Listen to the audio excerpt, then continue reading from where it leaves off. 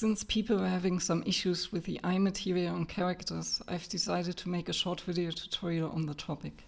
When you add the material to your project, it should look something like this, with the mesh you want to use in your project folder somewhere. The eye meshes that come with the project usually won't need to be edited or exported at all. I'm going to create a new character blueprint. If you already have this set up, you can skip this step.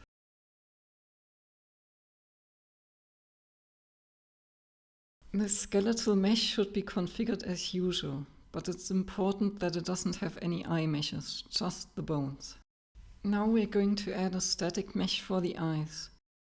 The reason we need to do it this way is because the refraction effect won't be able to work otherwise.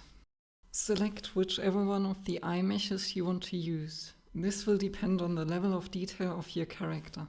Now you will need to attach the eye to the right bone in your skeletal mesh.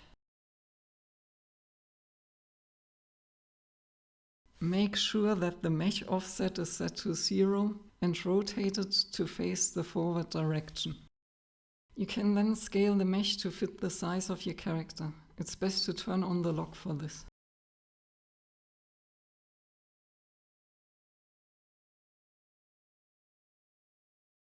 After renaming, you can simply copy this static mesh over to the other side.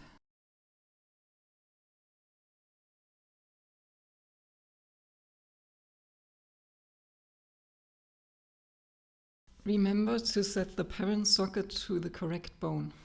This should be everything that's required for the material to work correctly.